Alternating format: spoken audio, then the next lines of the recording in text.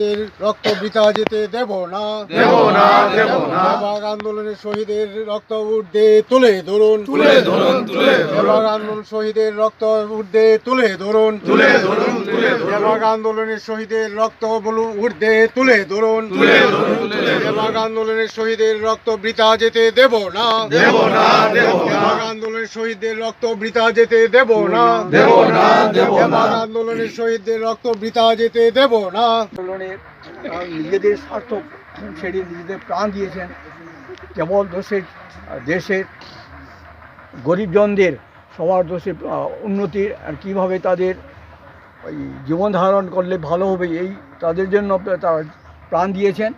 এদের জন্য আমরা আজকে সমবেত হয়েছি। আর জীবনে আমরা যে কেবল টাকা পয়সা দিয়ে সব কিছু কেনা যায় না, কিন্তু সেই ইয়েটা আমাদের কাছে ওরা উদাহরণ দিয়ে গেছেন। ধন্যবাদ। তেভাগা আন্দোলনের পঞ্চ শহীদ অমর রহে, অমর রহে, অমর রহে, অমর রহে, অমর রহে, অমর রহে, অমর রহে, অমর রহে, অমর রহে, অমর রহে। কৃষক এবং শ্রমিক আজ সংকটে। এই দেশ স্বাধীন করার ক্ষেত্রেও কৃষক শ্রমিকের প্রচণ্ড ভূমিকা ছিল এবং কৃষক ও শ্রমিক শ্রেণী ভেবেছিল যে ব্রিটিশ গেলে বোধহয় কৃষক এবং শ্রমিকের যে অধিকার সেই অধিকারটা পাবে। কিন্তু দেখা গেল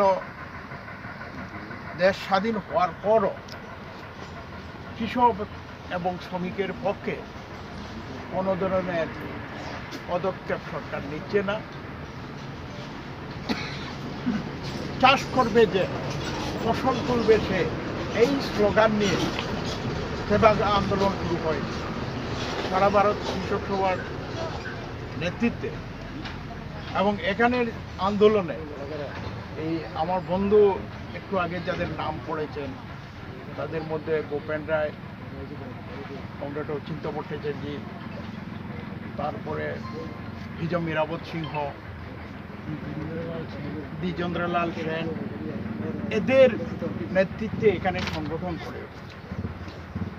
এবং এখানে যে কৃষকরা যে তারা জমি চাষ করছে, তারা ফসল তুলবে, সেই দাবিতে তারা ফসল তুলতে গিয়েছিল এবং সরকারি মদতে যারা জমির মালিক ছিল তারা এদেরকে হত্যা করেছিল। এই আন্দোলনে কাছাড় জেলায় আরও একজন শহীদ আছেন, মাধবনাথ। এই মাধবনাথকে জেলের ভিতরে পুলিশ পিটিয়ে মেরেছে। পাচ্ছি আজকে আমরা যদি জাতি ধর্ম বর্ণ নির্বিশেষে সবাই এক হয়ে যদি কৃষকদের জন্য আমরা যদি এক হয়ে যদি লড়াইটা না করতে পারি তাহলে আগামী দিনে কৃষকের অবস্থা দিনকে দিন আরও খারাপ হয়ে যাবে। আজকে আপনারা ভাবুন যে আমাদের বরাক উপত্যকার বরখলার এই পাঞ্জি গ্রামে সেই দিন যারা শহীদ হয়েছিল তারা কিভাবে তাদের সেই চেতনাটা তেভাগা আন্দোলনের ভারতবর্ষের বুকে তারা স্থাপন করতে পেরেছিলেন। তো আমরা আগামী দিনে যাতে সবাই মিলে আমাদের এই শহীদদের স্মৃতিকে সামনে রেখে আগামী দিনে কৃষকদের জন্য আমরা যাতে আরও কিছুটা এগিয়ে নিয়ে যেতে পারি, তাদের কৃষকের ফসলের মূল্য যাতে সঠিকভাবে পেতে পারে সেই আন্দোলনকে জোরদার করার জন্য আমি আহ্বান জানাই। সারা ভারত কৃষক সভা কাছাড় জেলা কমিটির পক্ষ থেকে আজকে যে তেভাগা আন্দোলনের যে 5 জন শহীদ হয়েছেন, একজন মহিলাও রয়েছেন, ওনাদেরকে আমার সারা ভারত কৃষক সভা কাছাড় জেলা কমিটির পক্ষ থেকে অসংখ্য শতকোটি প্রণাম এবং শ্রদ্ধা জ্ঞাপন করছি। এবং আমরা প্রতি বছরই এই কোনো না কোনোভাবে এই শহীদ দিবস আমরা পালন করে থাকি। এবং আপনারা এখানে সবাই জানেন এবং সবাই আমার থেকে অনেক বেশি এই তেভাগা আন্দোলনের ইতিহাস আপনাদের জানা আছে। তবু আমি আমার সংগঠনগত হয়ে 2-4টে কথা বলছি যে সারা ভারত কৃষক সভা যে 1937 সালে জন্ম হয়েছিল, সেই জন্মলগ্ন থেকেই কৃষকদের স্বার্থে নানা আন্দোলন সংগঠিত করে আসছে। এই সুবাদে 1948 সনের নভেম্বর মাসেই পশ্চিমবঙ্গতে এই তেভাগা আন্দোলন শুরু হয়েছিল। যে কৃষকদের তেভাগা ভাগাভাগি নিয়ে যে দাবি, 3 ভাগ হবে, 2 ভাগ কৃষকরা পাবে, 1 ভাগ মিরাশদার পাবে। এই দাবি নিয়ে লড়াই আন্দোলন শুরু হয়েছিল। পরবর্তীতে সেই আন্দোলন গোটা কৃষক সমাজের মধ্যে ছড়িয়ে পড়ে এবং এর পরবর্তীতে গোটা ভারতবর্ষে তেভাগা আন্দোলন ছড়িয়ে পড়ে। এই তেভাগা আন্দোলনের ভিত্তি করেই, তেভাগা আন্দোলনের প্রভাবে বরকলাতে পাঞ্জিগ্রামে যেখানে আমরা এখানে দাঁড়িয়ে রয়েছি, সেখানে কৃষকরা সেই আন্দোলন সংগঠিত হয় এবং সেই আন্দোলনের বিরাট দানা বাঁধে। সেই আন্দোলন করতে গিয়ে যারা এখানে শহীদ হয়েছেন তারা নিজস্ব ফলানো ধান কাটতে গিয়ে মিরাশদার বিভিন্ন প্ররোচনা করে পুলিশ দিয়ে, দুষ্কৃতিকারে দিয়ে গুলি করে এই 5 জন কৃষককে হত্যা করে এবং পরবর্তীতে তারা শহীদ হিসাবে স্বীকৃতি হন এবং সারা ভারতবর্ষে সেটা স্বীকৃত।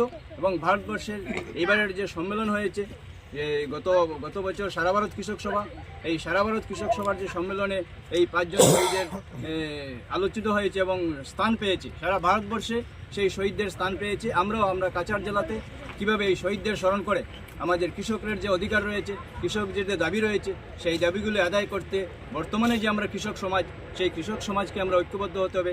আমরা তাদেরকে স্মরণ করা তখনই হবে যখন তাদের যে দাবি ছিল, ওনারা যে দাবি করেছিলেন গোটা সমাজের স্বার্থে, গোটা কৃষকের স্বার্থে, আজকে কৃষক না বাঁচলে দেশ বাঁচবে না, এই লক্ষ্য নিয়ে এবং কৃষকরা যাতে উন্নত হয়, কৃষকরা যাতে তার উন্নতি হতে পারে, সেই জন্য লড়াই করে গেছেন। এবং আমরা সারা ভারত কৃষক সভা বর্তমানে যেটা লড়াই চলছে, যেমন সারা দেখছি যে বর্তমান সরকার সুকৌশলে কর্পোরেটদের কাছে কৃষি ব্যবস্থাকে তুলে দেওয়ার চেষ্টা করছে এবং কৃষি ব্যবস্থাটাই তোমার কৃষকদের হাত থেকে চলে যাচ্ছে। তাই আগামী দিনে তাদেরকে স্মরণ রেখেই ওনারা যারা 5 জন রয়েছেন, 5 জনের মধ্যে একজন মহিলা রয়েছেন হিমাচল। গত বছর যে আমরা এখানে যারা এসেছিলাম, আমরা কয়েকজন শহীদের বাড়িতে আমরা গিয়েছিলাম, ওনাদের সঙ্গে দেখা করেছি। আমরাও চেষ্টা করব যাতে এই গোটা শহীদ পরিবারের পাশে আমরা কীভাবে থাকব এবং পরিবারদের সঙ্গে নিয়ে কীভাবে এই অঞ্চলে যে সমস্যা রয়েছে, কৃষকের সমস্যা, এই অঞ্চলে যারা কৃষকরা আজকে বঞ্চিত বারবার, সেই অঞ্চলের কৃষকরা যদি আমরা পাশে না দাঁড়াতে পারি, তাহলে আজকের যে তোমার এই স্মরণ ব্যথা থাকবে, যার লাগে আমরা আগামী দিনে এই লড়াইকে আরও জোরদার করার জন্য আশা করি আপনারা যারা এখানকার স্থানীয় কৃষকরা রয়েছেন, স্থানীয় নাগরিকরা রয়েছেন, সবাই এগিয়ে আসবেন এবং বর্তমান যে সরকার চলছে, ফেসিবাদী সরকার, সেই সরকারের বিভিন্ন নীতির ফলে কৃষকরা আজকে প্রতিনিয়ত মার খাচ্ছে। তাই এই কৃষকদেরকে ঐক্যবদ্ধ করেই আমাদের এই লড়াই আন্দোলনে আমাদের এগিয়ে যেতে হবে এবং আমরা আশা করি এই লড়াই আন্দোলনে আমরা আপনাদের পাশে পাবো। এবং সারা ভারত কৃষক সভা কাছাড় জেলা কমিটির পক্ষ থেকে এখানে উপস্থিত সবাইকে আমরা রক্তিম অভিনন্দন এবং সশ্রদ্ধ প্রণাম এবং শ্রদ্ধা জ্ঞাপন করছি। ইনকলাব জিন্দাবাদ, শ্রমিক কৃষক মেহনতি মানুষের ঐক্য জিন্দাবাদ।